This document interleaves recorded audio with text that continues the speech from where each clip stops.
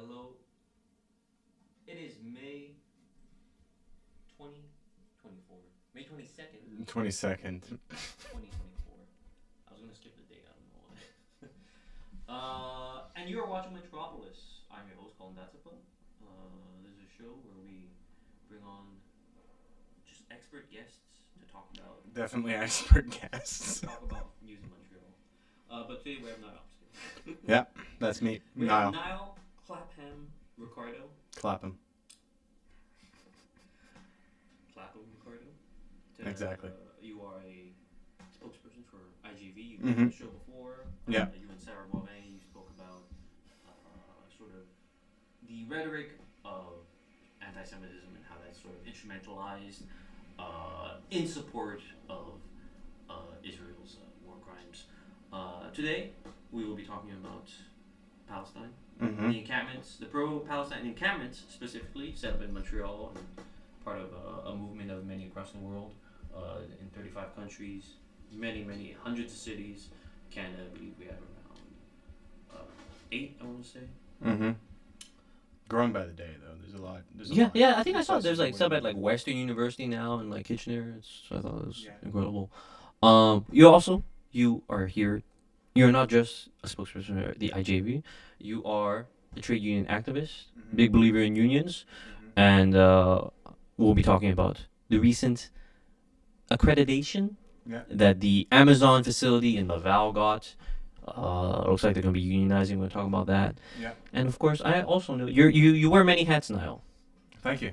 You wear many not, hats. Not right now, but yes. Yeah. And I guess I want your opinions on recent polling data put out by Léger this month about provincial parties here in Quebec. The CAQ is crashing. The PQ is sort of on the rise. So it's like a bittersweet kind of deal. Yeah. I mean, you replace one for another, right? But Yeah. we'll talk about. I think there's some interesting currents going on. That's sort of the show for today. Yeah, thank you for coming on. Thank you for having me. How have you been? It's spring. It's really warm. Is out. it spring right now? I don't know if it's spring. Yeah, I maybe. feel like it's summer. Skip I straight feel to like summer. we're the last week of July, first week of August right now, you know? Yeah. But it's okay. We're going back to winter next week, so, that's Is it supposed climate to get change in cold? Montreal for you. Is it supposed to get cold? Well, it's supposed to get colder. I don't know if it's going to get cold, but I can't wait for mid-August because this just seems like if this is the weather in May, then I can only imagine what it's going to be in a few months. You have AC? In my bedroom, yeah, so that helps. Nice. You're just gonna hang out there then, I guess. I guess, yeah. I got a cooling mat for my cat. Oh, huge. Yeah, Does it because have- she's old and, she needs to have some This is the level of black cat. comfort now. No, the black cat unfortunately passed away. Oh. Yeah, Oh, jeez. 2 weeks ago. I'm so well, sorry. it was my brother's cat, so. Sorry. Yeah. Well, Yeah, you- but the it was way sad, the it way was you sad. detached from it. So I'm not detached. I've grieved. Okay. I'm This sorry. is me grieving, Yeah, or yeah, me after grief. I'm sorry to make you grieve publicly. No, it's okay. Um, I should have told you that before coming on the show. that's okay. Yeah. I'm sorry to have overstepped like that. We're gonna have a long discussion after about this. No, but the first topic, it's getting hot. What do people do in the summer? They go camping. I mean, Mhm. people also go camping in the winter. That's a great introduction. Wow, I really wasn't expecting that introduction. It's been 25 days that the McGill encampment has been set up. They've received multiple injunction demands from either students at McGill, the McGill administration, but they've both been rejected. Now, IGV has a contingent at the encampment, right? 2 contingents, actually. 2 contingents. Yeah. One from Concordia. IGV Concordia and IGV McGill. Yeah. Incredible. So I'm kind of curious. I want your take of what you've been hearing from the people at the from the 2 IGV contingents at the camp. What's been the mood like? Are people hopeful? Give me a little rundown. Well, I What mean, you've been hearing. yeah, I mean, IGV was, one of the main organizers of the camp from the beginning, IGV McGill and IGV Concordia, that organized with SPHR McGill and SPHR Concordia and Palestinian youth movements. And I think that, now 25 days on, the real question put to McGill and the McGill administration is like, what's next, right? Because, they've lost twice. Well, not twice. They've lost the first time in court, and then there was the other injunction. They tried to go about, kind of like within the first week that it happened, they were putting out press releases with regards to, police intervention and saying that it was private property, and so that the police had to intervene and requesting the police to intervene. So, I think that just being there for 25 days is already a huge victory. Considering like Colombia, which was I guess the big shining example, or the one that sort of set it off, was dismantled pretty violently in New York. Yeah, I mean, it was dismantled once and dismantled twice, and they came back, and there's like back and forth. I don't know what the status of it is right now, but I think that after the last one, like kind of that seemed at the beginning violent. of May, it was just kind of tamped down on. It was in Canada we haven't seen, except in Alberta, that response, right, where in Edmonton and Calgary there was like a massive police brutality and police intervention kind of like from the get-go. When they announced it. Within the first hour, I think the camps were set up. They tried to prevent that from happening. We haven't seen that in Montreal at McGill. There were issues Monday at the encampments and stuff like that. But I mean, I guess the ball is now in McGill's court. I know that they're going back to get interlocutory injunction now, which is not going to be heard for the next few months, surely. I mean, I would be very surprised if the court has the time to, schedule something in the docket like that quickly. And so the question really is the administration, like, what do they want to do? And now, so there's the PR campaign, right? The PR campaign with the letter that you're going to ask me about. Whoa, how'd you know about that? I didn't know. I didn't know at all. You read my mind. Yeah, I know. We're just so like in tune with each other's thoughts I just know what you're. Let's not even talk. Let's just communicate telepathically. I know, but that would be boring for other people. Oh yeah, I forgot. Right? Like they don't have that level. I forgot we're on a podcast. But we could literally just do this without speaking. Oh yeah, that sounds like nice. That's how we communicate. Let's do that every day. Yeah. Well, that's what we do when we hang out. The letter that you prophesized, that you just telepathically knew I was going to ask about. This is a letter by Deep Saini, I believe, administrator at McGill. Did you read it? What do you make of it? Yeah, no, I read it in French. I didn't read the Gazette version because they published both in the Gazette and in La Presse. So I think it was published this morning. So when I woke up, fresh. Fresh. I woke up and I saw that and I was like, ooh, wow, okay. We're now deciding to like try to sway public opinion. Yeah. I mean, the letter basically says that negotiations are going nowhere and putting the blame on the students, basically saying that, we had proposed several different things, including, disclosure of up to 50 million, or I think the number was 50 million of like, certain of these, of the funds. And just on that point of like disclosure, I think it's actually interesting, and it brings like a bigger and wider debate about the whole disclosure. A lot of these funds are mutualized funds, right? So you don't know where the money is. Right, they're all just kind of grouped up. And you don't know where you're sending your money, how you're investing, because you're investing in funds, and these funds don't necessarily disclose their investments. Or if they disclose their investments, they're going to be like, oh, we invest X amount of money in markets, emerging markets, wherever. But what does that even mean, So like this brings like a whole thing of actually like a lot of these funds, and being retirement funds, it be la Caisse des dépôts et placements du Québec. Pivot came out with a whole report about how they actually have invested more in la Caisse des dépôts et placements in weaponry and Israeli companies in the past few months than they had previously. So all of this is kind of like, capitalism is going to go where the money's at, and where the money at in terms of a war is with weapons companies. Of course, yeah, you always see that whenever there's some kind of outbreak of violence, you always see like stocks in like Lockheed Martin, exactly, Boeing. Well, after Ukraine, right? Of course, yeah, they all go gain, up. Right? I mean that ties into kind of like military-industrial complex stuff, where it's just you always want to keep that like machine churning, Yeah. Oh. So I think that's the first aspect of it, is that like a lot of these institutions don't even know probably where their funds are. They sign contracts with fund management like, BlackRock, etc., where they can take out their money for X amount of time, because if not, they would lose their money. And then the second aspect of this is like, why are universities investing on the stock exchange? Yeah. You know what I mean? Yeah. Like that's the baseline question that we're not asking ourselves, especially because in Quebec, most of these universities are publicly funded. Right, Right? So like, why are universities, at the same time as they're raising tuition, saying that they don't have enough money to actually provide services for students, they are investing millions of dollars on stock exchange, weapons, Israeli companies. I mean, beyond Israeli companies, I mean, I'm sure that they have invested in Amazon, they've invested in Apple, they've invested in all of these stocks. Of course, yeah. Right? I guess you're talking about like the kind of like the morals of this kind of like financialization where you're putting money into, right? You're putting like these schools, these colleges are putting money into these gigantic corporations, right? And sort of like fueling them with money that ought to be used for educational purposes, but they're not. I don't know if you watch, you know Adam Tooze, right? Yeah. Adam Tooze. There's a great episode on Ones and Twos' podcast on sort of like he always like looks at like stats and breaks them down. He had a great episode on like Colombia and the actual kind of like numbers behind Colombia's investments. And I think there's a great quote in there where he describes Colombia, I think in a similar way as you are right now. He describes Colombia as a fund with a school attached to it, right? Yeah. Like because of the amounts of money that's going into it, either from like public institutions, from the government, from students' tuitions, international students' tuitions, there's just such a huge sum of money there that it's like that I find naturally, and this happens at like other institutions, right? We're like, okay, we're like the pension funds. We're like, okay, we have this amount of money. What do we do with it, right? And the answer is going to be we bring it to the market. We go to the stock market with it. We're going to the casino with your money.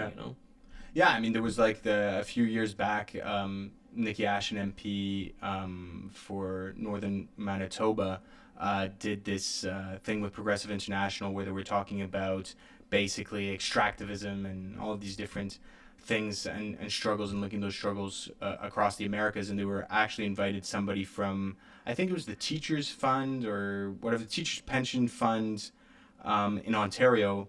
And they basically invested in a dam in Brazil that destroyed, like they didn't even know because they were going through mutualized funds once again, and they were investing, that's where their pension money was coming from. And this dam basically destroyed a bunch of indigenous communities in Brazil and stuff like that. And so they had activists there from those communities fighting against that. And so like all of our funds, like even our pension funds in Canada and the Caisse de Dépôt et Placement for sure, they're all linked to, whatever makes money, and whatever makes money is normally, it's not kosher, right? I mean, you're not going to have stuff that makes money necessarily in a kosher way on markets. And so, it brings us to like even deeper. It's like, how do you divest and how do you invest ethically in a system where, there's no necessarily ethical investment at the end of the day, right? So like that's the big thing. And I think that, obviously, this is about divestment, but it goes beyond. And so the UQAM camp is actually, because UQAM has said they're not directly involved with Israel. The Council General of Israel in Montreal disagrees and says that UQAM is actually, we're in talks to have like agreements with Israel because the current dean, or how do you call it, provost, or what is it, the term in English?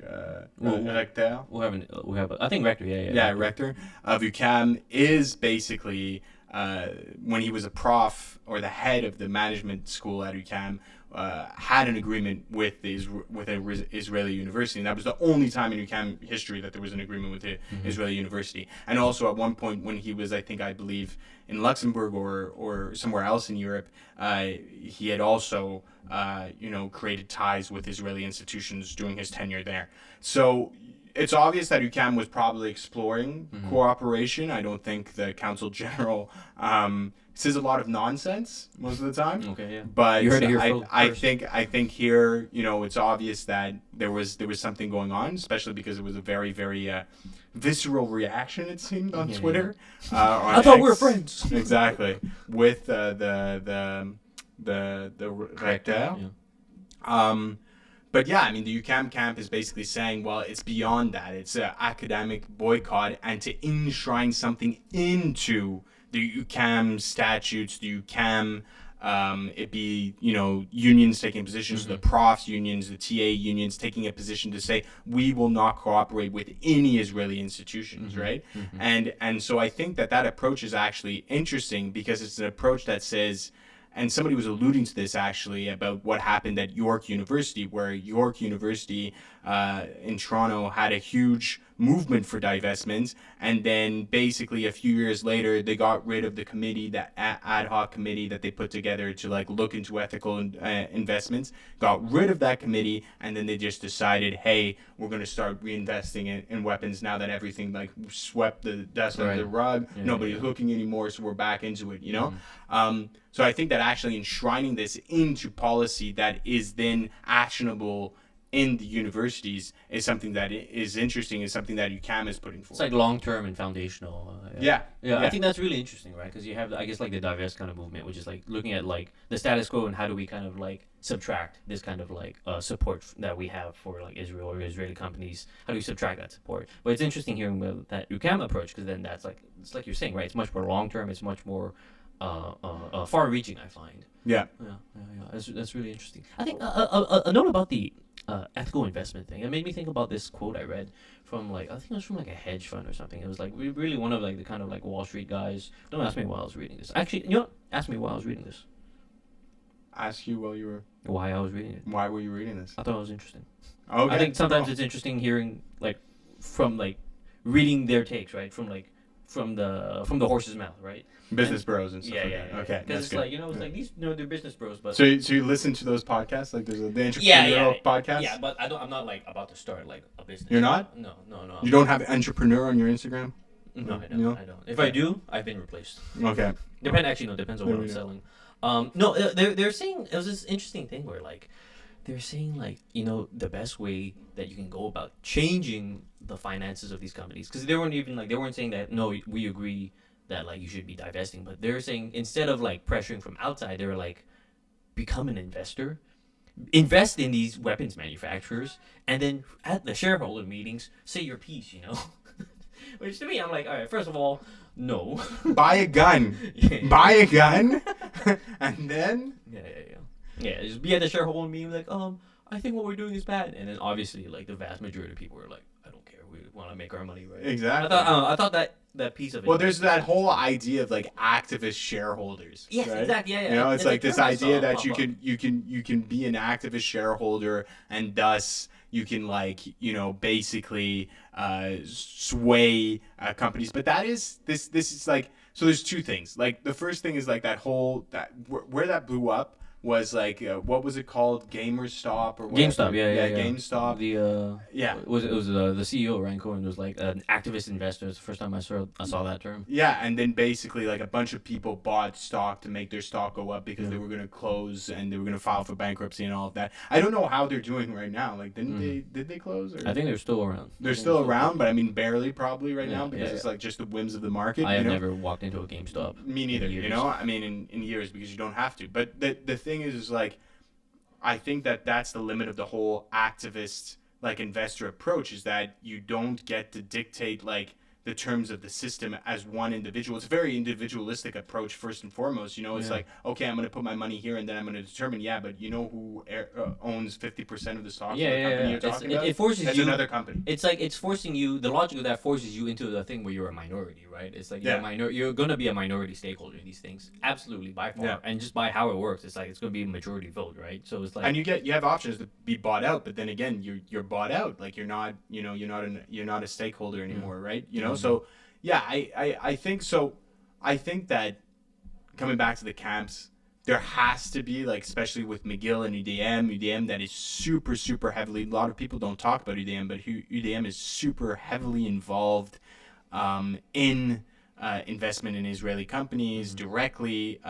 Actually, probably even to a certain extent more than McGill, because they have people on their board that are direct owners of these companies and stuff like that, you know? So, like, I think it's important for have material wins, in the sense that, you know, saying it's not enough for the university. The university basically said in that letter that, we're having negotiations, but they didn't promise anything tangible, right? So it's like, it's important to have and to understand that, you know, I think these camps are going to be around until there are material gains, right? And now there's the whole question of like, how do we go moving forward with regards to these camps, now that the school year is soon, apart for some summer semesters, but, you know, is mostly out. And we're seeing that at UQAM already, where, you know, like UQAM is not a school that has a lot of classes during the summer, and yet there's still a lot of people at that camp, right? So, I don't think that if the universities are kind of thinking that they can just sweep this under the rug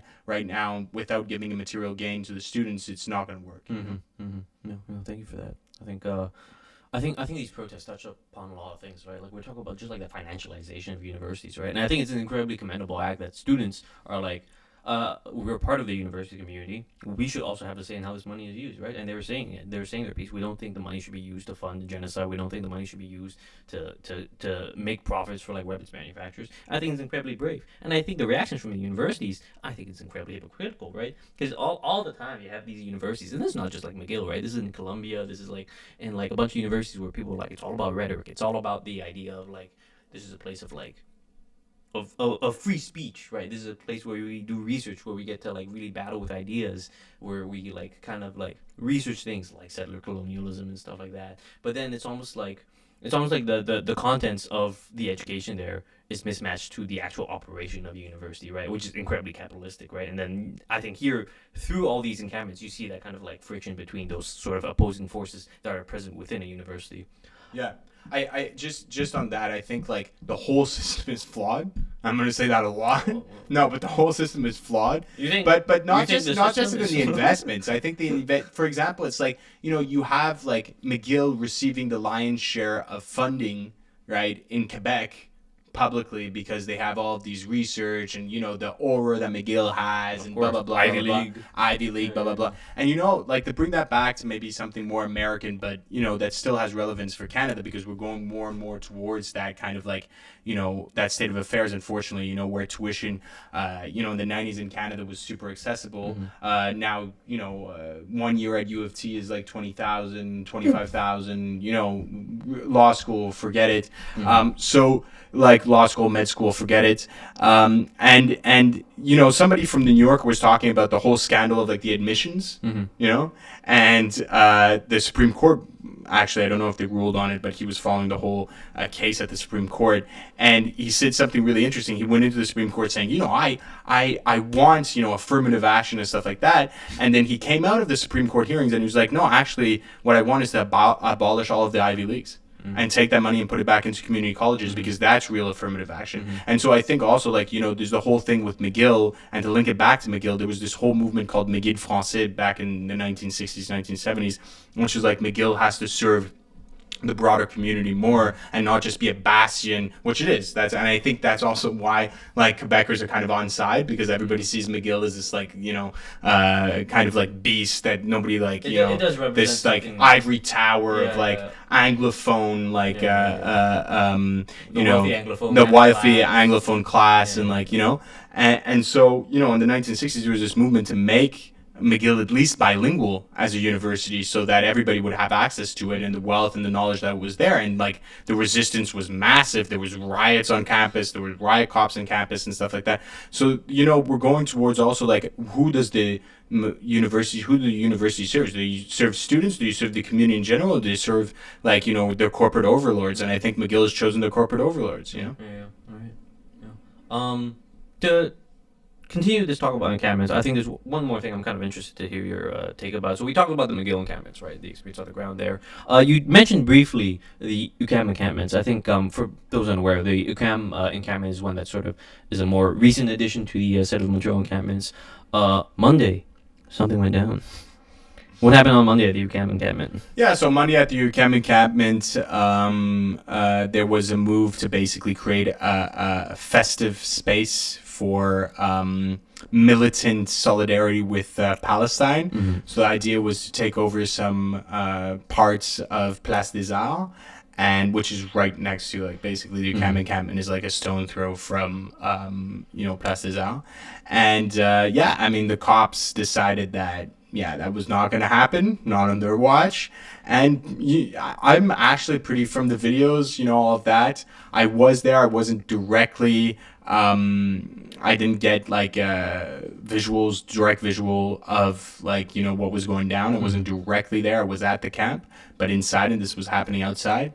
And I was just kind of surprised with the level of brutality in the span of like, it took all of 10 minutes, honestly, and you see it in those videos, just like so much brutality for nothing, basically, you know? Mm-hmm. And so folks also say that there was no warning given. Somebody like received like a canister basically right next to them, like a whole canister of gas, of tear gas, and that person was quote unquote an innocent bystander in the sense that they were just there walking their dog or something like that. And then a bunch of people, you know, one person got their nose broken. Yeah, so, you know, but Valérie Plante is in Hollywood this week. So You think she's talking to the Warner maybe they're Brothers company? talking about how they can handle police violence in LA. Yeah. you know? They definitely do a great They job. do a great job. When yeah, I think for sure. when I think exemplary police force Yeah. and police ethics, I think LA. The LAPD for sure. You know, shout out Watts, shout out, Yeah. yeah, shout out all of that. But yeah, so maybe she's getting tips from them. I don't know. This is also the progressive and municipal administration that's invested the most in cops in Montreal history. So You feel she hasn't really given strong support towards these encampments, or I feel that Valérie Plante has been completely absent on the whole Palestine issue 100%. Knowing that like there's a lot of people, aka myself, that helped a lot in her first election campaign in 2017.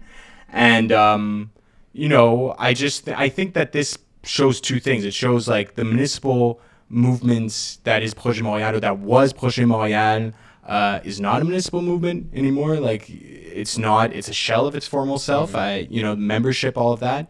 But beyond that, I also feel that there's a lot of people that are saying, and that's the main argument, right? This is not our issue. It's not a municipal issue, right? Right. They imagine they think of like anything that has to do with Palestine as something that's like completely separate from like municipal operations. Yeah. Where I feel like it's almost in the opposite sense. Students at McGill, despite that separation, see the threads. Yeah, right? They see exactly. those Well, threads that are that's what amazing with the encampments movement, and which is so different from all of these other movements of solidarity that we've seen on campuses before, like Vietnam, all of that, except maybe South Africa, But the Vietnam movement that was huge, that we talked about Colombia because of the Vietnam movement and stuff like that, the anti-war. Well, there were students, American students, being sent to Vietnam. Yeah. Whereas like here, there's not students. Of course, there's students that are directly impacted, Palestinian students, obviously. But the majority of students in these camps are not directly impacted by what's going on, and that's even more beautiful because you see the solidarity between that. Whereas, like, we have a mayor in Montreal who says the most progressive municipal administration in North America, proudly, right, and hasn't taken a position. Waited the day after that Justin Trudeau, which was already shameful, like it was almost 3 months into the genocide, said something about calling for a ceasefire, and then she called for a ceasefire, so like a huge letdown. And I think that they underestimate, like a lot of left-wing parties, their militant base. This is Projet Montréal that does this underestimating. Yeah, I think they underestimate the anger amongst a lot of folks that vote for them about not moving the needle on this, not taking a principled position and being like no. And I mean the biggest hypocritical like kind of like thing in all of this is that they talk about how Montreal was one of the first cities to welcome Nelson Mandela when he was free from jail. Right. And they talk about that all the time. But to make Montreal an anti-apartheid city, which would mean to stop any, and I think that's where we have to go towards, to stop any, cooperation with companies that profit directly from the dispossession, apartheid, oppression, murder of Palestinians. They don't want to hear about that. Yeah.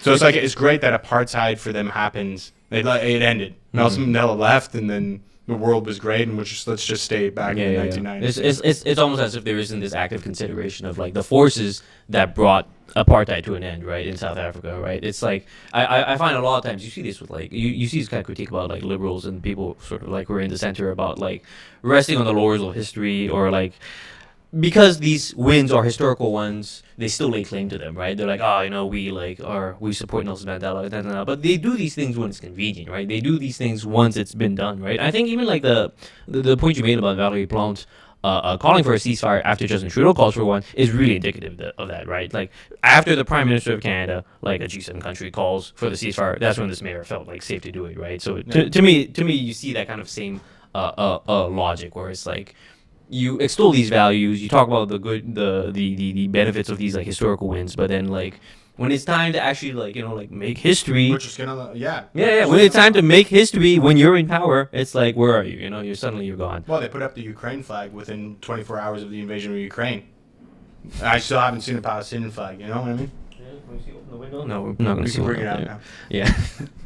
Yeah. Let's there's so much more to talk about on that. I think I would love to get into the talk about like the financialization of stuff, but I'm starting to sweat, and I would like to go on to the next topic. Okay. It is warm in here. You're Next sweating topic. because of the intensity of these conversations. Absolutely, it's always so passionate. Exactly. I Yeah. can feel. Mm-hmm. Oh my goodness. Yeah. No, the don't touch me, warmth. no. Yeah. It's way too hot.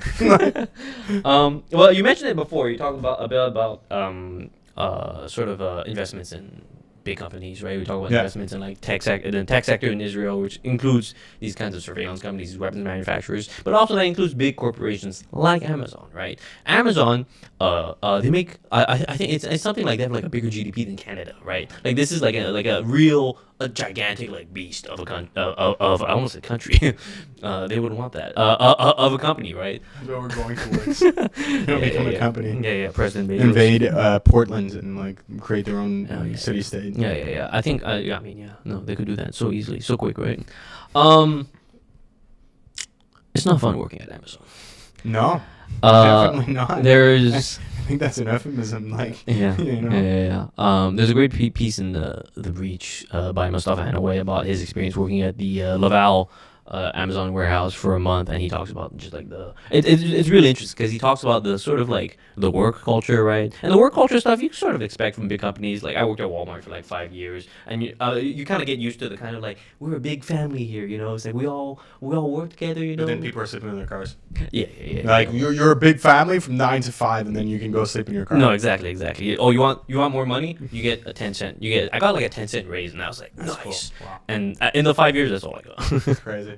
Yeah. But yeah, Mustafa's piece in the Breach about this, I think, is really like indicative of the kind of like, it gets into the real details of the kind of like life of a worker in these Amazon facilities, right? And it's not easy, right? Like I think like you and I have like talked about this before, but like you have like workers in like Amazon facilities. There's like a big story a few years ago where it was like people found out that they were like urinating in bottles because they couldn't go on breaks, right? And that's because the work environment there's so much surveillance, right? They're trying to like make everything efficient to like such a minute detail where like they know exactly like the rate that you pack boxes at. They have everything is sort of like made to a stat and tracked, right? Yeah. So it's an incredible it's like Mustafa called it like just a very like Big Brother energy, right? Like from like 1984. And of course, I think even outside of that kind of like surveillance stuff, you actually have like that kind of this is not outside of that actually. The pressure from that causes people to it's like a safety concern, right? I think there's a report in I think it was Business Insider that saw workers at Amazon were 4 times more likely to receive musculoskeletal injuries than like at other like workplaces in the industry. 4 times as likely, right? And I think that is a testament to the kind of intense working conditions that are sort of like that's like the sort of like these Amazon workers' bodies are the sacrifice that kind of keeps the giant machine of Amazon running, right? What can people do about it? Well, people are unionizing. There's at least some attempts. There's an attempt at I think it was one in Alberta. Was it like I think a year ago? Yeah. That one failed. It was by the Teamsters. There's some current attempts right now in BC from Unifor. Mm-hmm. There's the attempt in Bessemer, Alabama. Mm-hmm. And of course, there was the big win, the first one in North America. I think in the world, I want to say, in Staten Island. That Amazon facility was first to be unionized, right? And that was sort of like a watershed moment because people were like, finally, like, workers are getting organized. Workers are saying, you know what, we can't continue doing this to the company. And the company, like, they make so much effort to like disincentivize kind of unions, right? As big companies do. There's a lot of, and obviously whenever there's a union drive, you see like the kind of anti-union kind of like thing roll out where people are like, the bosses are like, you don't really need a union, like. I think the example I saw was specifically about the Montreal one because there's one in Lachine. There's one in Lachine, one in Laval, one in Longueuil right near my house. The one in Lachine, they were talking about the anti-unionization like tactics there, and the rhetoric was like the bosses were like, come on, like if you have a complaint, you can talk to me directly. don't talk to the union guy who's gonna get in the way, you know. Anyways, like such classic. It's crazy that they haven't come up with better arguments, you know. and yeah, it's Like I'm sure you classic go back 200 argument. years ago, same time. Yeah, same exactly. Like, yeah, no, he's just gonna take your money. Like that union rep, he's just gonna take your money and not represent you and not do anything. You know? Yeah, I remember there's a great example of that. Like sometimes you see these like anti-union campaigns. Like I think it was like it was an airline. I think it was American Airlines, or it might have been United. It was like it was a sign in the employee like break room that was saying like the union dues. They're gonna that's gonna cost the amount that you're gonna pay to a union in 1 year amounts to a PS5. And then like people were immediately like, wow. people were immediately like, Cool. yeah, but then if I'm with the union, I can just afford the PS5. You know, Yeah, I still work exactly, here. exactly. I get the wage increases. Anyways, this is all to give background to. I think an incredible bit of news. I think not just for Montreal because we are a local show, but I think even for Canada was that there's a first breakthrough for unionization in Canada in Laval at the DXT4. DXT4, yeah. DXT4 warehouse in.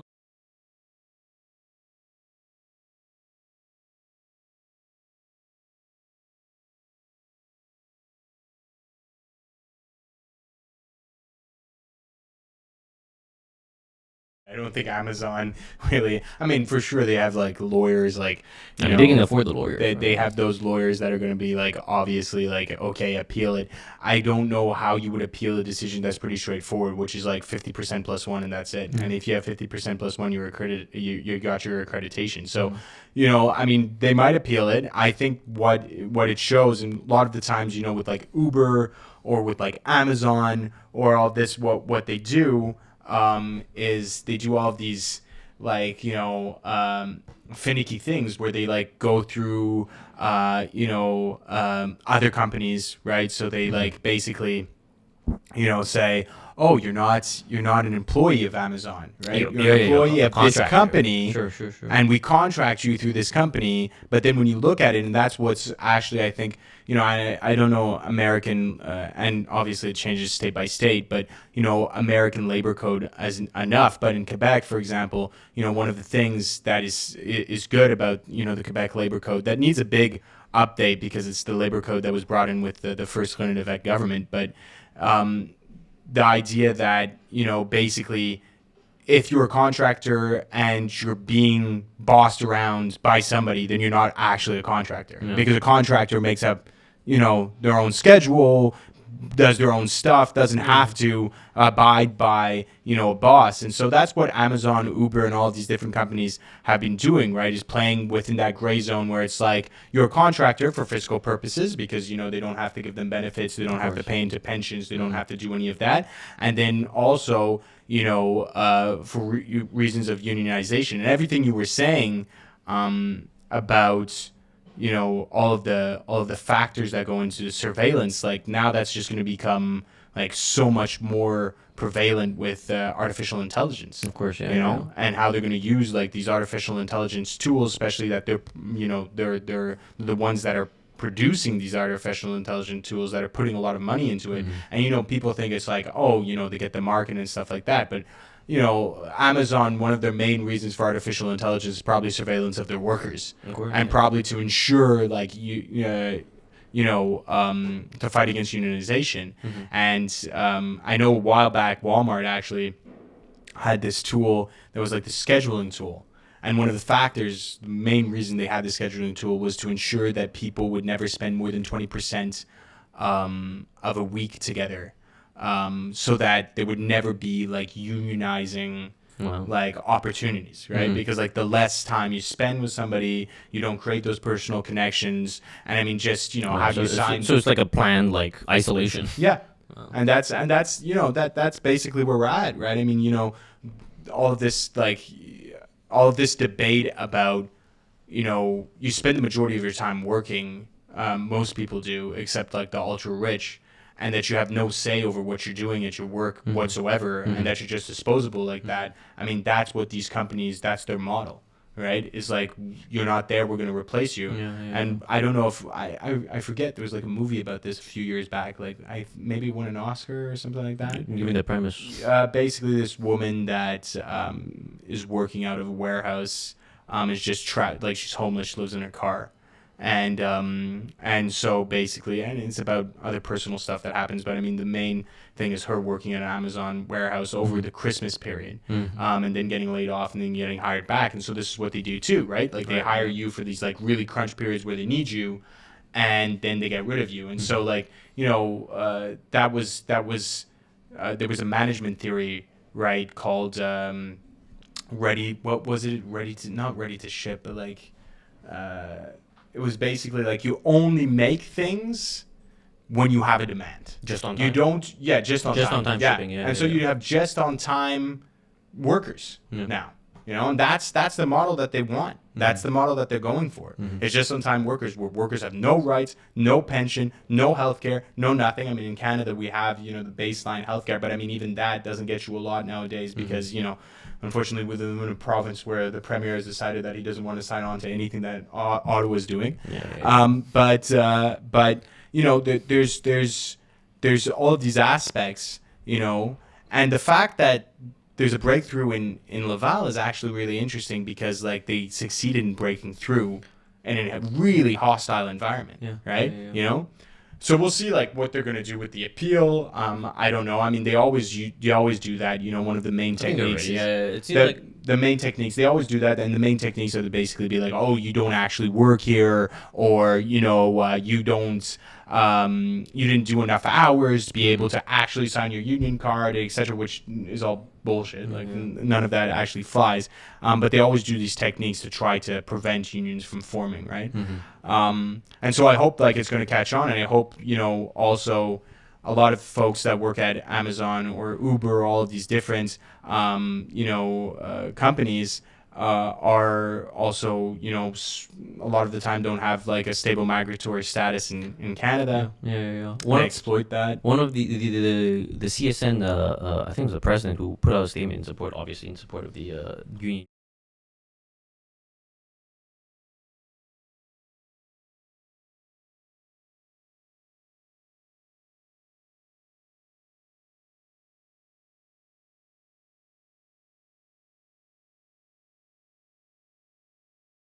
Workers, right? And like the people who were working at these warehouses and these facilities had like not too much like knowledge of like English or French, and so they didn't and even if they did, they might not know their rights, right? Like that's enshrined by the CNSST. And he was talking about how this was like one of the ways to ensure that despite those kinds of like shortcomings, that like let's say like the protections that workers have, right? They didn't know about them, but this is one way for them to have like access to that. You know, and that was something that she stated that I thought was like really interesting. And that's the importance of unions. I mean, at the end of the day, a union is like, some people do this like I don't like to make this analogy, but some people do it. It's like it's an insurance. It's a lot more than insurance in the sense that it's like bringing democracy into the workplace, of course. And it's allowing, so like now you can be able through your union to have workshops about French, to have workers that are going to be able to help to step in to help other workers that maybe don't speak French learn French, get better opportunities, and then you have people, you know, throughout the union movement that are going to help you, you know, because there's that camaraderie between people that are part of the union movement, you know, and that's something that we have to really go towards. I think one of the biggest problems for the union movement in Quebec is that we have, you know, basically been like, as long as the public sector is unionized, like, you know, we don't, and we talk about the public sector all the time. The reality is that, you know, a majority of Quebecers do not work in unionized workplaces. Majority of the private sector is not unionized, and as long as, and there's a direct correlation between you know, and I know you obviously know this, but there's a direct correlation between, you know, wages going up, keeping cost of life, you know, especially when we're going through a cost of life crisis, in check, and unionized workplaces. It's not the reason why we're in a cost of living like crisis right now is because we've been attacking unions for the past 50 odd years, right? You know, so yeah, I think that it's a great victory. I hope that that's gonna, like, they're gonna be able, and I know that they're still working on the Sheen, and then there's gonna be Longueuil too, you know, and hopefully it's gonna spread across the country too. And just like on that point, I think one of the things also that a lot of people forget, but you know, who stepped in during COVID to help workers and to fight for workers, to get them protections, to make the bosses actually, you know, have to shell out that money to give them protection, were unions, right? You know, so I think that, and hopefully, like, this is going to spread a little bit more, and it's going to start a movement against Amazon, because, like, it's the perfect place to target, because there's so much concentration of wealth in Amazon that has to be shared, redistributed to the workers that deserve it. Right, they're the ones who sort of build up that wealth, right? They're Amazon. Yeah. It's not the bosses. It's not Yeah. fucking Bezos. Yeah. Something I thought that was interesting in the in that I guess a news article about the unionization campaign was there's this kind of distinction being drawn. And this really gets into like the nitty gritty, which I think I want to hear from you about. There's a distinction about how Amazon wanted a secret ballot, but the union wanted membership, like people to sign membership cards. And could you, I guess, speak on that kind of distinction between those, or what the process is like? Yeah, so basically, when you're there's always membership cards signed. Like there's never, you have to sign a membership card. Even with the secret ballot way, there's still membership cards afterwards. Is that what you mean? There's no. So first of all, right off the bat, Amazon should not be asking for anything, because it's not their place to ask for anything. They're the bosses. They don't have a say in what workers do or don't do. So that they ask for a secret ballot, one, shows that they have absolutely no understanding of how to unionize in Quebec. None. And two, that they think that they get to dictate the terms of how people unionize. Like, thankfully, we have protections in Quebec that are robust, and we're not in like Alabama where they threw everything and anything that they could against that unionizing drive, and they almost lost it. Right? We're talking about tens of millions of dollars that they threw against Bessemer, or what was it called? Bessemer in Alabama. And so first and foremost, how the unionizing process goes for all the folks that want to unionize is that you find a little crew of people that think that your boss is treating you like shit, because probably they are, not giving you enough money, and then you get together, and the first step would be to contact the union, a union that's within your sector. Most federations, be CSN, FTQ. FTQ is a confederation with several different unions, but they have like federations that are directly linked to, for example, restaurant workers, or directly linked to the private sector, or directly linked to, so you get in touch with those folks, and those folks have unionizing officials, unionizing reps that are going to come meet with you and help you elaborate a plan to unionize your workplace. And these things can take a lot of time. That's what's difficult in unionizing a workplace. There's been campaigns where, I've personally been involved. It's been like 2 years. There's been like, sometimes you think it's not going to work out, and then it works out. And sometimes we have to start all over from scratch again. And so basically the main thing is signing union cards, right? So if you sign anywhere between 35% and 50%, that's when you get a vote. Because you don't have a majority, you have to have 50% plus one. And once you get 50% plus one, that's when you get your accreditation. Now, the thing with this, and something that I think is like a lot of people are scared of, is like, oh, is the boss going to know that I signed a card? No, the boss, again, has no control over this process, and the TAT, which is Tribunal Administratif du Travail, will never, give any information about whoever signs to the bosses. So that's why Amazon is completely wrong, right? Like they literally don't know. They're trying to involve themselves in the process that is specifically designed to not involve them. Well, I mean, because obviously they have a material interest in people not getting involved, right? Not getting unionized, right? And this is the thing. It's like people see this unionizing as like, oh my God, it's like, it's your right. It's your right. You have a whole labor code there. And literally what also people don't understand is that under the norme du travail, okay, that's the bare minimum. So you get the bare minimum through the norme du travail anyways. But you don't have access to all of these other, dispositions within the labor code that are open, such as collective bargaining. So you can bargain anything. You can bargain, the time that your breaks. You can bargain your wage increases. You can bargain anything under the sun. And that's where you have power, because you have numbers. You're much more. There's always more workers than bosses. If not, capitalism wouldn't work, and that's why we have unions, because we're more than bosses. So that's it. So unionize. There you go. That was great. I'm gonna go unionize after this. Welcome to my TED Talk. How you got? I mean, that'd be great. How do you get to unionize? But yeah, no. I mean, kudos to the workers in Laval. It probably was a huge struggle. Like a lot of things, you only see the end of these campaigns. You don't see the ups and downs. You don't see, everything that goes on. People literally, I remember unionizing campaigns that I did where the bosses called the cops. Wow. We had some union reps in handcuffs. Mm-hmm. One place they called the cops twice. That's the old school reason why cops exist, right? This wasn't even. We're not talking about a factory or anything, But and the perseverance of the people that in the jargon we call them poteaux.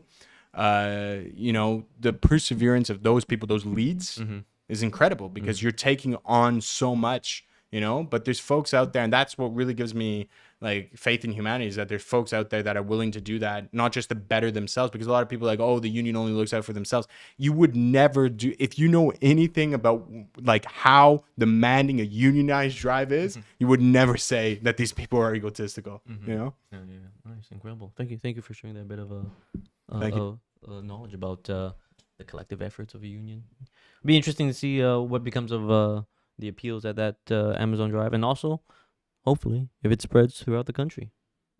Hopefully, inshallah. Speaking about countries, Quebec, something should be a country.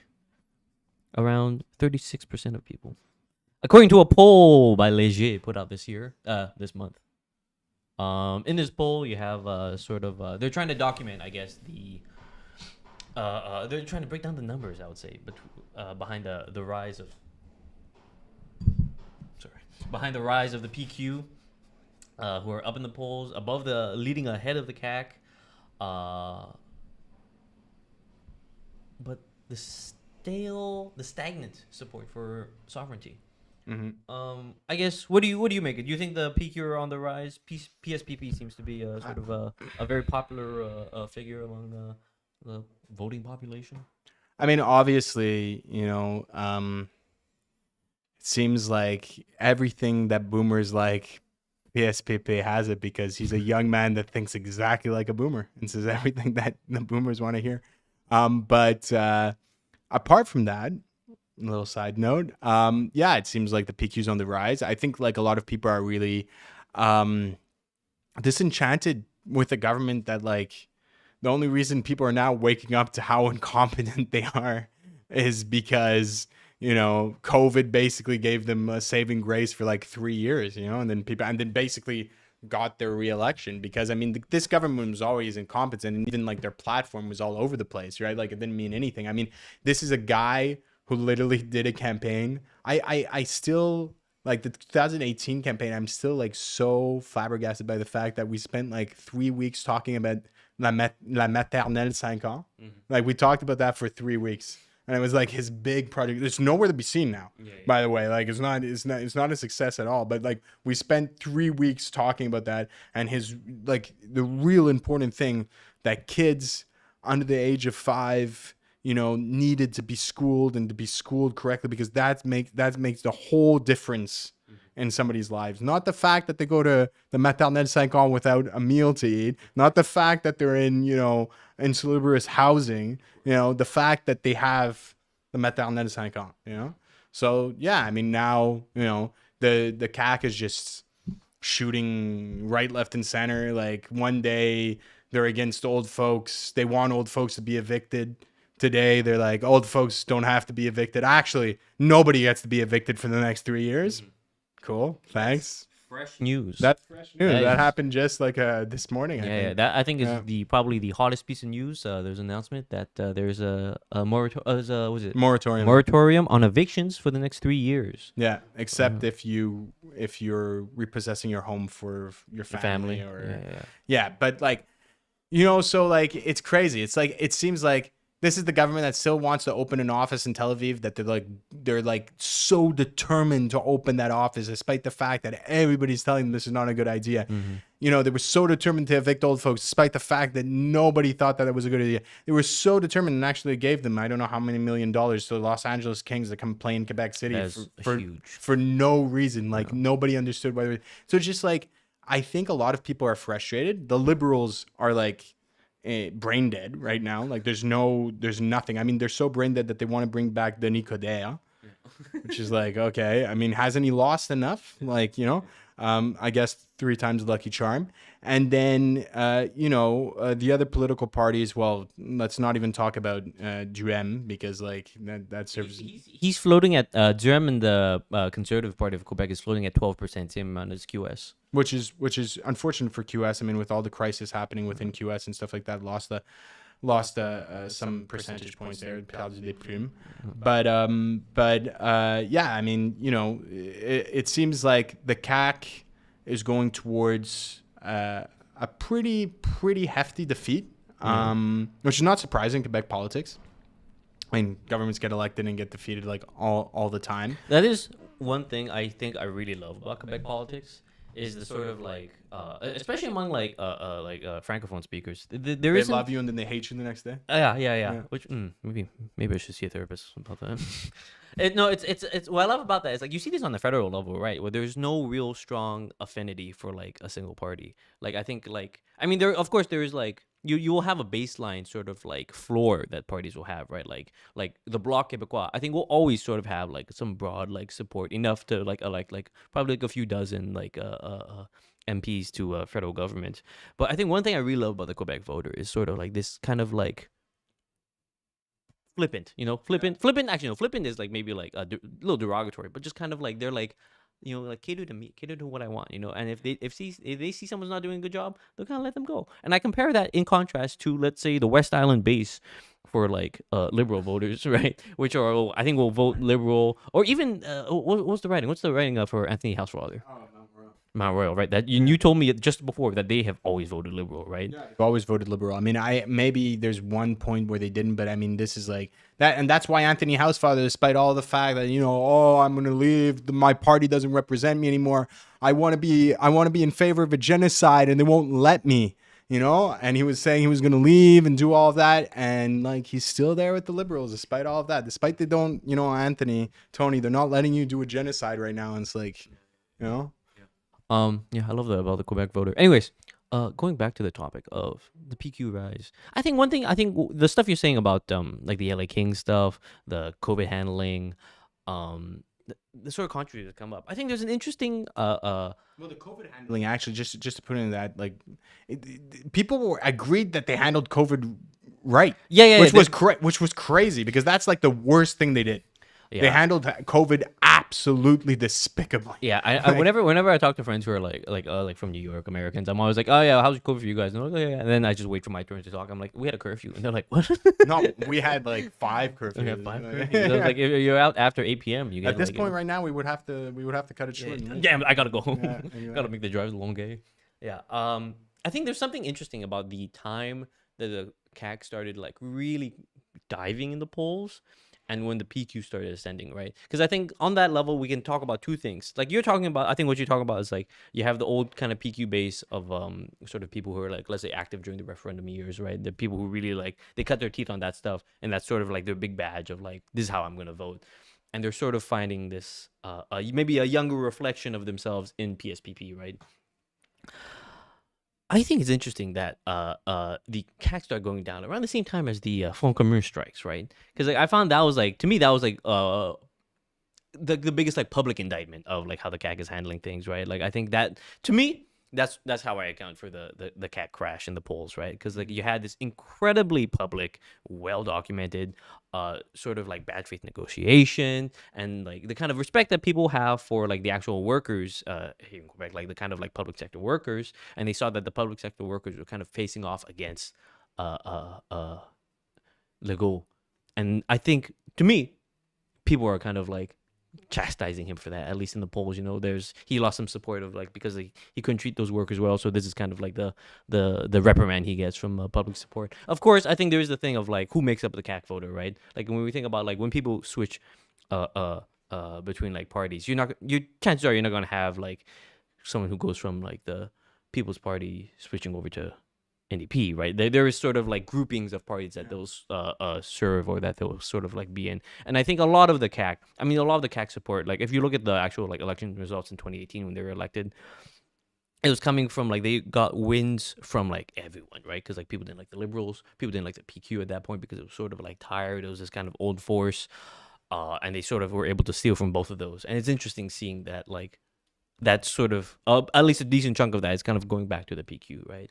Yeah, well, I think that, on identitarian issues, like, they're the same, right? I mean, the only difference between the PQ and the CAC is that the CAC doesn't want a referendum, whereas the PQ wants a referendum within the first mandate. And I don't think that they've passed the trial of fire, to be honest, where, like, people are going to actually start asking questions about, a referendum in the first mandate. I think a lot of people are like, oh, it looks good, like, the PQ looks good, PSPP looks good right now. And then when we're going to start getting into the details of, like, what a first, like, referendum would look like a lot of people are going to be scared out of that, and I think also that, as you said, sovereignty has not budged, like the 30, like 32, 36%, and it has for years. It has for years, right? Like, a lot of people were saying, oh, like, the numbers are going up. Actually, when you look at with regards to, like, in terms of age, it's, like, abhorrent, like it's in the 20s, like, within 18 to 35-year-olds, right? So I think that, it's identity politics for sure. It's right-wing fascist kind of identity politics, where PSPP, went on a whole rant about les demandeurs d'asile, and then it was les travailleurs migrants, and then even QS decided to start talking about the travailleurs migrants as if foreign temporary workers were the reason we're in the mess we are with healthcare and housing in Quebec. It's, like, absolutely ridiculous, right? I also think that nobody's offering an alternative vision to that right now, on the Quebec political scene. Unfortunately, there's nobody like that is countering the speech of the decline of French, first and foremost. We've seen, studies from l'Office de la langue française and that are saying that French is not in decline, that more people speak French now in Montreal than they've ever spoken, in the 1980s, 1990s, right? So it's like, it's just this constant, like, creating of, like, a crisis to then try to reap the fruits from the crisis, which is, people becoming, more racist, more in-looking. And so they decide that, they're going to vote for parties that speak to those demons, right?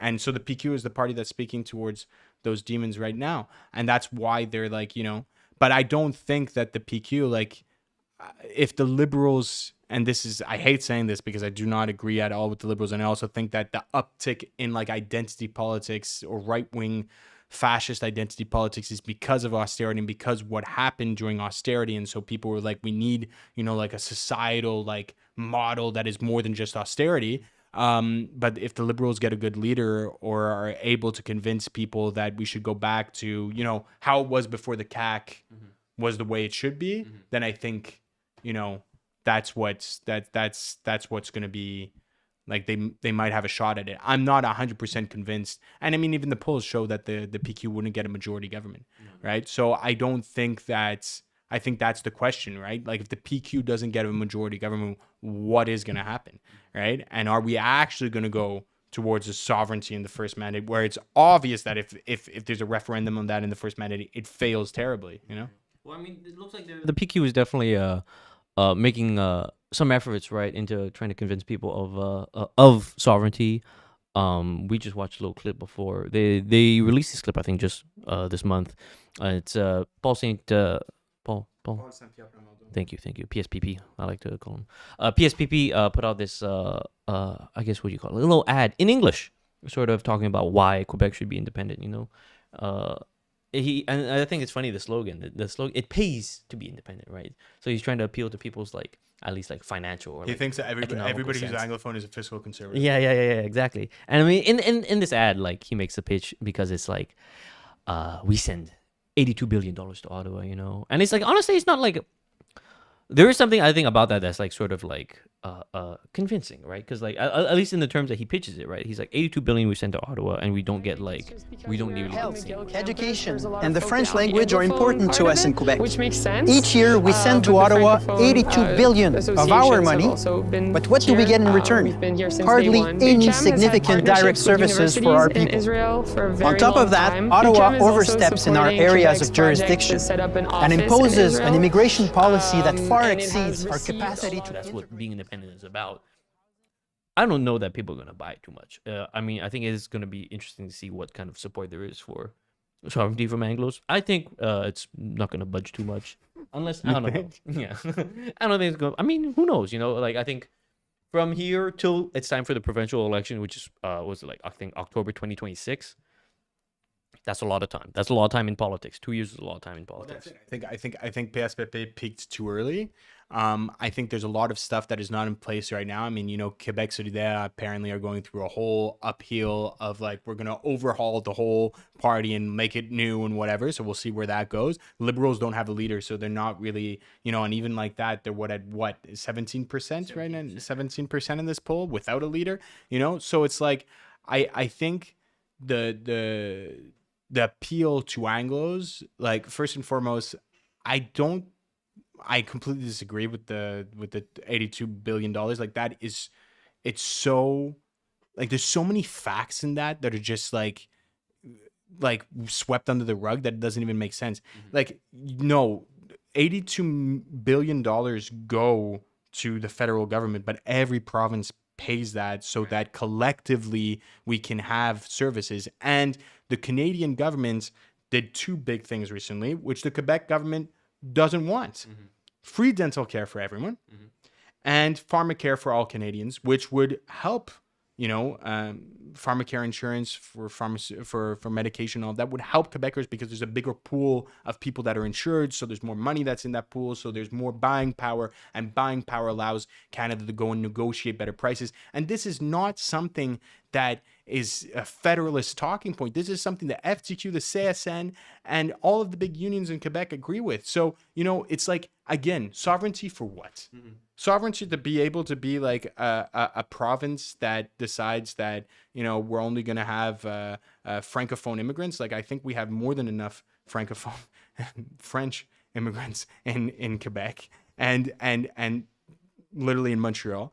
There's only like a sovereignty to say we are a white society and like that's it, and so we have the right to be whoever. Like, okay, nobody has said, like, all of these debates are kind of in the head. It's like somebody talking to a mirror. It's like, you have to let me live the way I want to live, and it's like nobody's telling you can't live the way you want to live. Like, go ahead, live, like it's fine. Like, you're alone. Everybody's chill. Like, everybody's chill. Yeah. Like and PSPP is the best. Like he insults people. He's super racist, and then he cries about it, and he says like people are bullying him when he made like comments that literally, I swear to God, these comments could be found in neo-Nazi parties in Europe. Like, no, but seriously. And it's like, and then he goes on the media and he cries, about it. He even did it in debates in the last election where he said everybody was ganging up on him, and then he literally in the thing he started crying. And this is coming. And this is. You think the boomer voters are like, oh, the little guy? Why are you guys bullying? Because he's white and he appeals to that, and as you said, they see themselves as young and like all of that. So there's all of these identity factors that go into it. There's also the fact that there's no other viable option right now. I mean, their platform, I completely disagree with it, but at least they have one. Whereas like the CAQ doesn't have a platform, the Liberals don't have a leader, and Quebec Solidaire is fighting to find who their second leader might possibly be, and if that person is going to be leader with the other leader. You know what I mean? So I guess. I feel like what you're trying to say here, and correct me if I'm wrong, is like this kind of like rise for the PQ, even though they have like 4, I believe, MNAs. This rise of the PQ, the crash of the CAQ. I think the PQs are the beneficiaries of that crash, just because the other parties are sort of like mixed up, muddled up, and like sort of like not really fully functioning. Would you say that's what you're trying to say? Well, I think it's like the Conservatives federally. Like, people are parking their votes right now, and but it's not about sovereignty, that's for sure. Yeah. Because we don't see the numbers translating directly, and there's no direct correlation between that. I mean, people forget, but like during René Lévesque, the same people that were voting for René Lévesque eventually were voting for Pierre Elliott Trudeau federally. Right. Like, how do you do that? But that's Quebec. That's Quebec electors, right? So yeah, I think that's it. But I also think that, as you said, like, it's an eternity. And I really hope that there is going to be, because there was this realignment, and for anybody who's like a leftist at heart, I believe that there was this realignment of Quebec politics through the CAQ that was happening, that was operating, that was actually interesting, where we were going towards a left-right divide. Right. Whereas during since the 1970s, end of the 1960s, and Révolution Tranquille avec Jean Lesage, we were on a federalist sovereigntist and since the late 1980s, where the PQ basically, decided to completely destroy the unions with some of the most repressive labor laws in Quebec history, basically from that point on, it became neoliberal sovereigntists versus neoliberal federalists. Right. And that was the only options you had, right? And so under the CAQ, it seemed like we were going closer to, a right and left wing divide, where there would actually be, a debate about fundamental structure of like different policy about public policy and about, the structure of society. And it doesn't seem like that is happening anymore. Yeah, it's right? kind of sliding back to that old axis. It's sliding back to the old axis. Yeah. And that would be the worst thing that could happen to Quebec. The slide back to that old axis. Because, by the way, the PQ says all of these great things. Like the last campaign, they had a pretty progressive platform, except for, progressive. It was like progressive for anybody that's white, Québécois, francophone. But, pretty progressive platform on social issues and stuff like that, except immigration, obviously. And then they had, and now they don't talk about any of those issues anymore. Yeah. So it's like becoming governments is not being left wing anymore, but is becoming more racist. So that's how you become. That's like when GND says we have to become a party of government. Like, what does that mean, right? Does that mean coming into this debate and abiding by the same terms of the debate that have been set, where you can't break through it, or it's breaking through it? And I think, at the end of the day, these polls also, they don't take into the fact that how many Quebecers actually vote in these elections. It's true.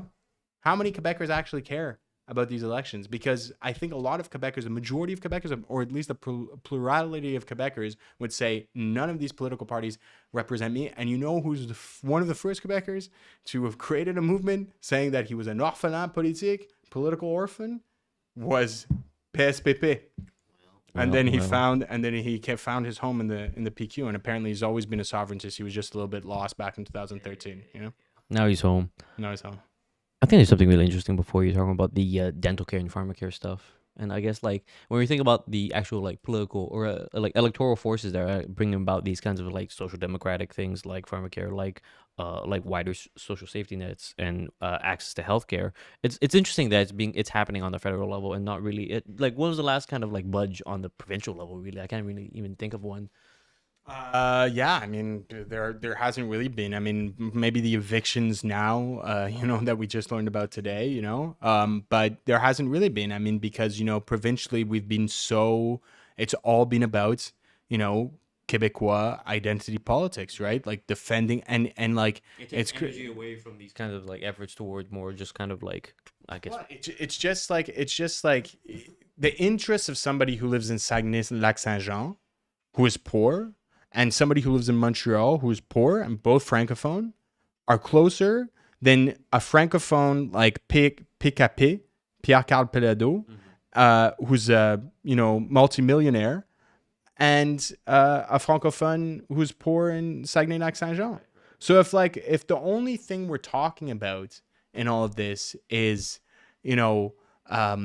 how to protect this imaginary, like this kind of imagined cohesive, where everybody agrees, nation of Quebec that doesn't exist in reality, and how to defend it from these, barbarian hordes of people that come here and don't want to speak French, when it's like everybody I've met that is an immigrant to Quebec speaks French. Samar, who lost her daughter in Gaza at the start of the year, immigrated to Quebec around 4 or 5 years ago, I think, and speaks perfect French, So if somebody who's going through all of that trauma, their first thing to do when they come to Quebec is to learn French, speaks fluent French now, like, why aren't we talking about that? Why aren't we talking about actually creating a Quebec society that looks out for everyone?